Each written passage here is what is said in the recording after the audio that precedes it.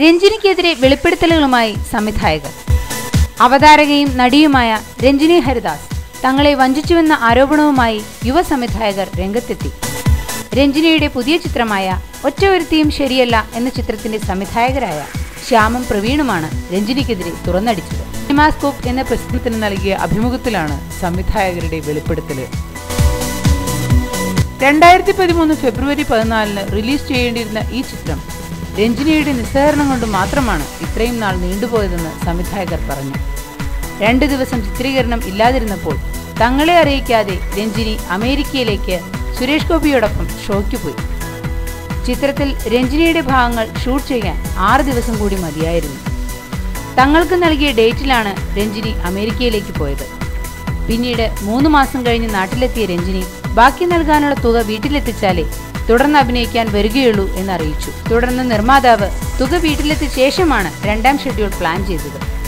എന്നാൽ ചിത്രീകരണം തുടങ്ങുന്നതിന് തലേ ദിവസം തന്നെ തനിക്ക് അടുത്ത ദിവസം വരാൻ കഴിയില്ല എന്ന് അറിയിക്കുകയായിരുന്നു. പിന്നീട് അന്ന് ലഭ്യമായ താരങ്ങളെ വെച്ച് മറ്റു സീനുകൾ ചിത്രീകരിക്കുകയായിരുന്നുവെന്നും സംവിധായകർ കൂട്ടിച്ചേർത്തു. രഞ്ജിനി ഇരിക്കുന്ന സ്ഥലത്ത് പണം കൊണ്ടുവച്ചില്ലെങ്കിൽ അഭിനയിക്കില്ല.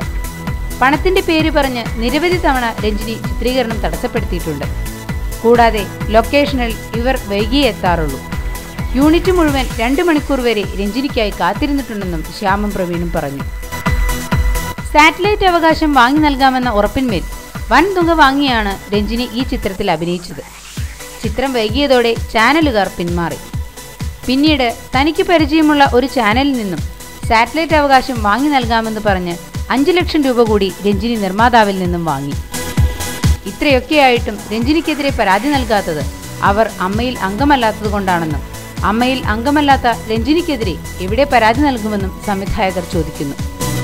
2014 ഫെബ്രുവരി 14 വീണ്ടും റിലീസ് നിശ്ചയിച്ചിരുന്ന ഈ ചിത്രത്തിന്റെ പേരിനെ ചൊല്ലി കോടതിയിൽ നിന്നും സ്റ്റേ വാങ്ങിയതിനു പിന്നിൽ ചിത്രം തിയേറ്ററിൽ എത്തരുതെന്ന് ആഗ്രഹിക്കുന്ന തൽപരകക്ഷികളാണെന്നും സംവിധായകർ കൂട്ടിച്ചേർത്തു.